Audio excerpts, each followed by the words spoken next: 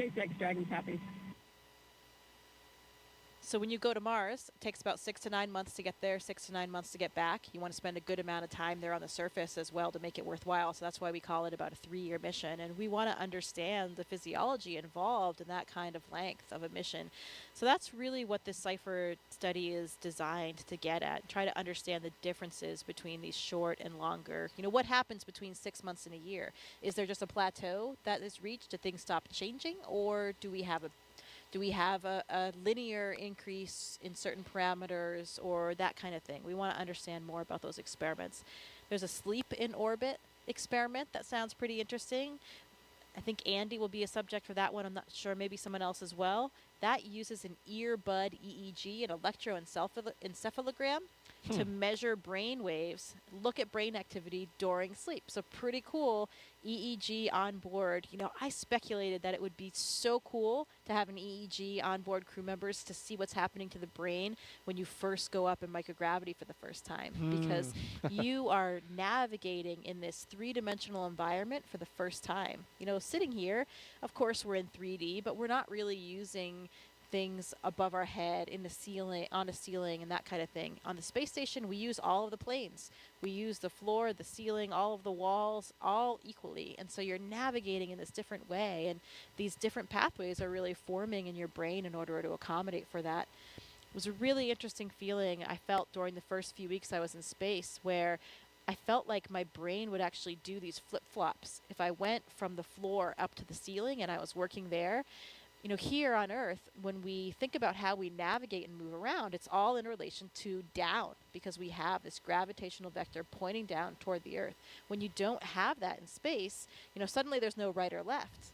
And if I'm up on the ceiling working, my brain would kind of reinterpret that as being the floor, or the deck, as we call it on the space station. So then when I, you know, lifted my head up, I didn't know which way to turn, because, you know, I was on the ceiling, but my body felt like it was on the floor.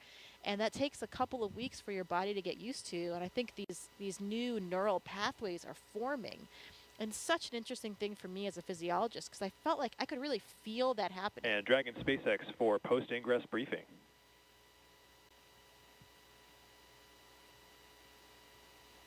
Go for Dragon. Okay, Jaws, we'll keep this one short. At this time, the Dragon team and F9 teams are not tracking any issues, and you couldn't ask for better weather. How copy? Dragon copies. Good to hear.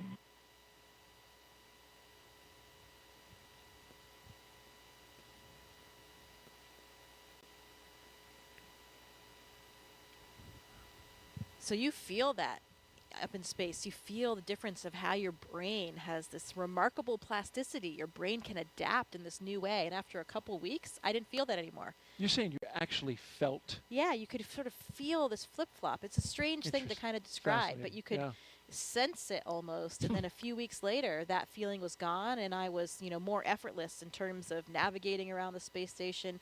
You become really graceful in your movements. You know, just the tip of a finger can push you off toward one direction. So it's really interesting to see how the brain and the body are so moldable and adaptable and ready to just, you know, take on whatever new environment it comes across. Wow. And that CIPHER study that you mentioned, that in dual components there, right? Not only physical, but also psychological. Yes. That's exactly what you're talking about. Yeah, absolutely. And both of those factors are involved in that study. So it should be pretty comprehensive and give us a lot of data that will be really critical toward those future missions. We'll learn more about that study coming up in our show inside of T-minus 1 hour. So stay tuned for that. In the meantime, we are 2 hours out. You're watching coverage of NASA and SpaceX's Crew-7 mission to the International Space Station from the Kennedy Space Center in Florida. We're looking down at the Dragon and the Falcon 9 rocket out at pad 39A.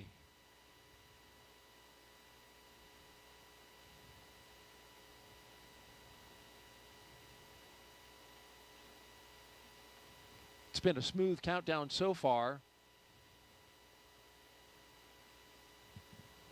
Countdown proceeding nominally. Onboard Dragon spacecraft endurance. We've heard the communication checks between the Dragon team and the crew. We saw the astronaut seats. They were also rotated into flight position. We got the suit leak checks successfully completed. The closeout lead verified the cabin environments were good. We got the side hatch closed.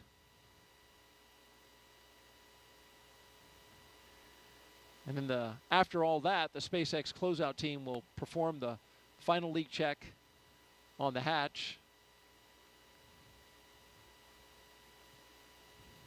Closeout team will actually depart the pad at T-minus 1 hour. And you are the ASP, the astronaut support person for Crew 2. You're still there, right? Yeah. Is the ASP still there, or have they departed? You leave with the closeout team. Okay. Yeah, nobody remains on the pad for the launch. That would be bad. Well, absolutely. I was wondering if they had already left, but No. it's at Yeah. they Oh, right all now leave they're together. still there. Yeah, that's right. So Anne is still there, probably hanging out somewhere around that phone area, Yeah. and then she will leave with the closeout team. Anne McLean, she's talking about, spaceflight veteran, NASA astronaut. And there she is. There she is, yeah.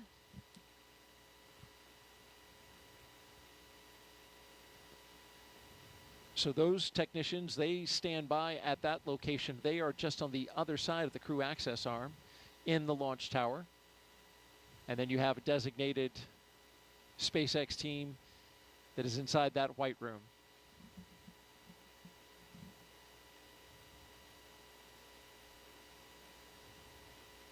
And as they continue to check that side hatch, been getting some great stuff from Jessica. Just fascinating to listen to you talk about all the aspects of space flight and the experiments that are going on and what it was like for you. We certainly know that space flight is not child's play, but did you know that every Dragon astronaut crew brings a stuffed toy with them? Its purpose? Well, when the toy starts floating, the crew then knows that they have reached 0G. That's the confirmation. And there's been a few of these over the years. Of course, as we've done our missions, that toy is called a 0G indicator, and there's been 8 on Dragon so far. Starting with this little guy, Plush Earth, floating around by himself in the first uncrewed flight test in 2019 called And Demo 1. That was Anne McLean again. And it was, once she was on space station. This is a sequin bedazzled dinosaur named Tremor, picked out by Bob and Doug's sons. Then we go to Crew 1, Baby Yoda. The first stuffed animal, there's a penguin, Gwyn, the penguin, with Crew 2. And then Crew 3, the turtle, classmates Raja Chari and Kayla Barron, of course. And then you see the first humanoid. That was the Einstein doll floating around. There he is. We spot shadowed him. And then here, inside the International Space Station, there's Suhail, the mascot for the United Arab Emirates. So the question is, Jessica, what did Crew-7 bring? You know, I do know what they have, but I'm not sure if we're supposed to reveal it quite yet. We're going to wait for the view. Let's wait for the view. Let's wait. When we get it Dragon, in the view. SpaceX, nominal side hatch leak check. I can tell you about mine. On Soyuz, we have this tradition as well. SpaceX Dragon copies, nominal side hatch leak check. Good call there, though, on the side hatch leak check. That's good.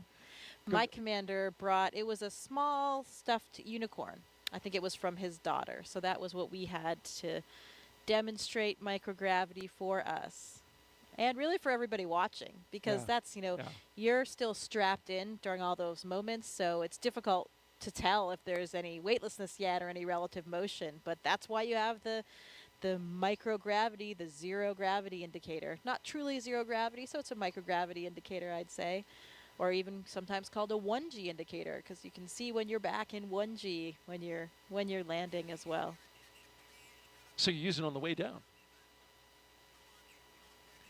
I think I think so. I'm not sure if the Dragon they still have in the capsule on the way down, if it's secured or not.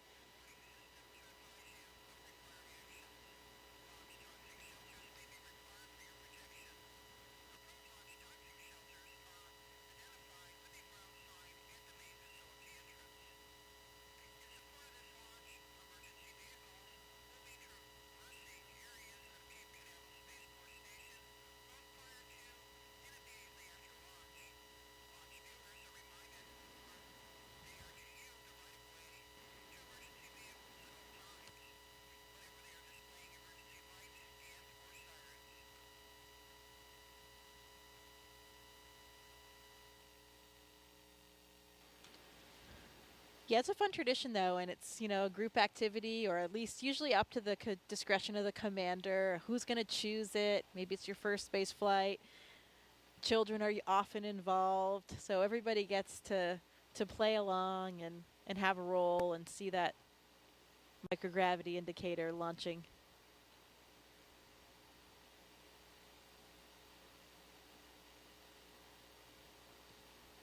And while we've got a moment here, Jessica, we want to catch everyone up on our preparations for our first launch of a crew around the moon.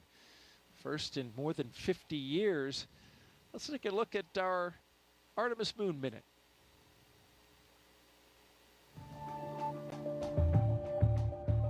For the first time, Artemis 2 astronauts got an up-close look at the Orion spacecraft that will fly them around the moon.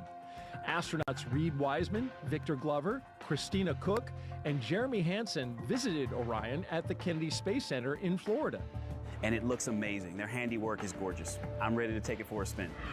Until launch day arrives, the crew is training at the Johnson Space Center in Texas. They use the Neutral Buoyancy Lab, a giant pool, to practice safely getting out of a floating mock-up of Orion. And it's not an easy task. Navy divers in rafts will harness and hoist the astronauts into the air by helicopter, where they will be taken to a nearby Navy vessel. Back at Kennedy, we got a look at the brand new Artemis crew transportation vehicles. So the first 9 miles of the journey to the moon starts in these crew transport vehicles. On launch day, these fully electric, zero-emission vehicles by Canoe Technologies will reunite the Artemis 2 astronauts with Orion at Launch Complex 39B. NASA's powerful moon rocket, the Space Launch System, and Orion will carry them on the rest of the 250,000-mile journey to the moon. And that's your Artemis Moon Minute.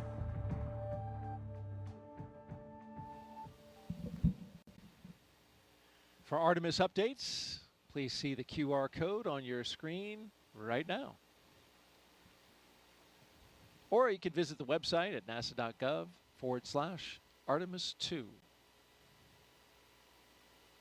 Certainly, you know all the crew members for Artemis 2, but also friends with the A2 crew, and 2 of them, Christina Cook and Victor Glover, were even part of your astronaut class, the 8 Balls, right? 2013? Yes, that is correct. Yeah, I am good friends with all 4 of them, and especially with those 2, with Victor and Christina being my classmates, it makes it even more meaningful. You know, when you are classmates with new astronauts, there were 8 of us, of course, called the 8 Balls, and they're like your brothers and sisters, truly. They really are. And we, I know if anything happened day or night, I could call on any one of them, no questions asked. And it's really, really exciting that we're going to be sharing this moment with them. When I was on board, I even had, at one moment when I arrived, we had 4 members of our class. Half of our class was actually on board the space station at the same time. Oh, wow. Nick Hague was still there for the first 8 days of my flight. Christina, as we just talked about from the Artemis 2 crew, she was up there already. Of course, the historic all-female spacewalk. That's right. 2019, yeah. And Drew Morgan was there as well. So there were 4 of us from the class. And that was truly something we never thought would happen. A lot of times, especially in the past, you would see if a rookie astronaut flew their first time, often they were with more experienced people. So you didn't have a lot of rookies all at once, or 4 of your classmates at once. Yeah. And so in the end, that's how it happened for us, and we couldn't have been happier. It's, again, you're flying with these people that you're already so close with and know each other so well. And of course, half that class was women, right? It was four men and 4 women. Yeah, that's right. That was the first time that we've ever had that 50-50 ratio. You know, we still don't have a 50-50 ratio in the office, but we're trending in the right direction. I think we have about maybe 35% women right now, but heading in the right direction, really like all the STEM fields. And that's why it's such an exciting time when we are starting to have more equity from different backgrounds in everything that we do. As we look at the launch pad there, pad 39A here at the Kennedy Space Center, the Falcon 9 rocket and the Dragon spacecraft on top. We're counting down towards the next few milestones, and we're waiting for the closeout team to leave the White Room and then eventually drive away. That'll be at T-minus 1 hour and 44 minutes, and then a few minutes after that, they'll drive away from the tower. There you see them by the elevators, wrapping up their work on the launch tower. And of course, taking a lot of that equipment with them that was being used to cool off the astronauts. And so while they finish their work, let's learn more about what the astronauts are going to do once they arrive at the International Space Station. Let's take a look at their mission overview.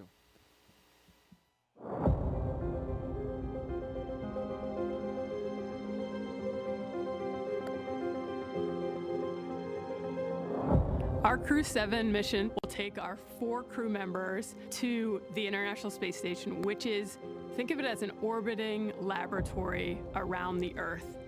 In the broadest sense, Crew-7 and Expedition 70 is about the exploration of space, because a lot of the science and technology development that we do on board the space station not only benefits future missions to the Moon and Mars, but it also benefits humanity and it benefits the Earth. The main topic of our work is always science, so we have numerous scientific projects and scientific experiments which we are part of. We're doing science and research on ourselves, our human bodies, and how we react in space so that we can eventually go further in the solar system. Using the long-lasting microgravity environment on board the International Space Station, which we cannot obtain on the ground, we can perform many scientific research that makes our life on Earth better.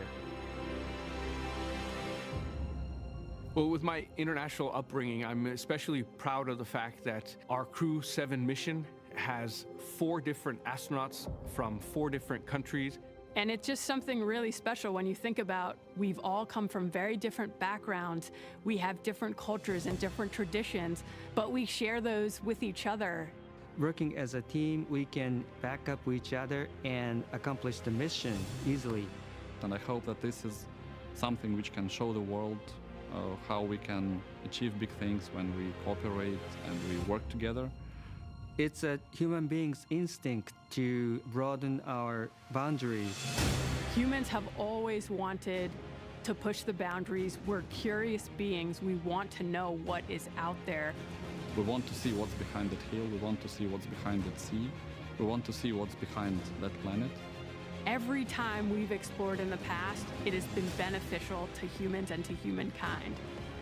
We always learn and develop technologies that help us. We learn more about our home planet. We travel out into space to gather knowledge, to expand our understanding of our world and the universe, and return that knowledge to the Earth, to humanity, for the benefit of us all.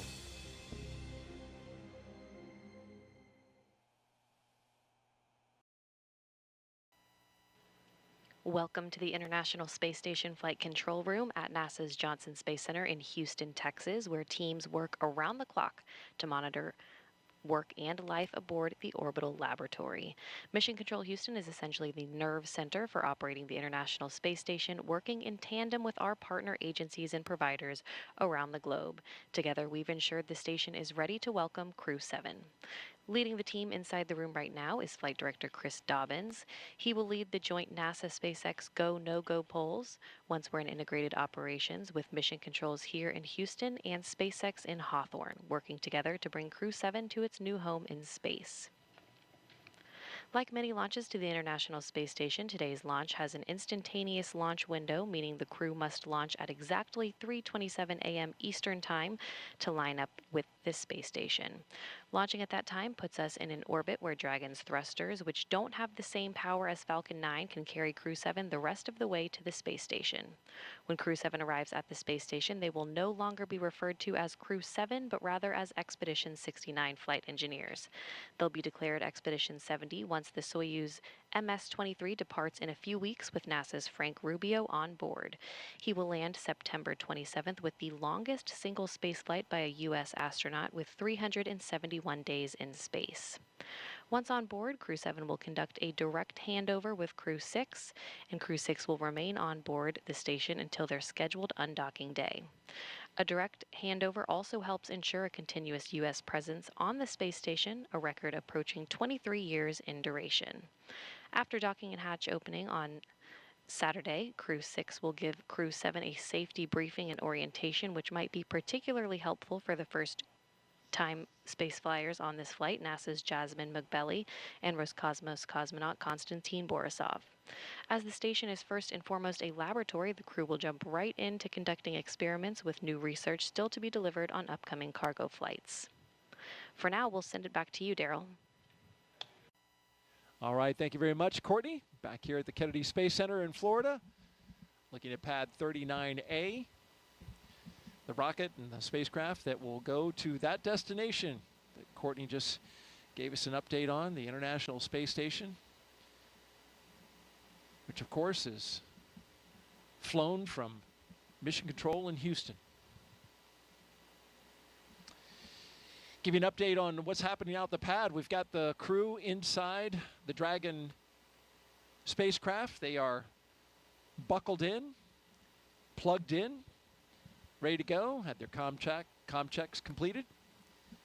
And right now, the closeout crew is making their way, finishing up their work and making their way out of the launch tower. Dragon SpaceX closeout team has departed the crew arm. So that means they're out of the crew arm. You can see them going down the steps to the elevators and then back down to their vehicles to clear out of the blast danger area. There you see their vehicles awaiting them, the 3 Teslas that took the astronauts to the launch pad. They will take the closeout crew out of the perimeter of the launch area, and they will stand by at an area a good distance away from the launch pad. We're 1 hour and 41 minutes and counting until lift.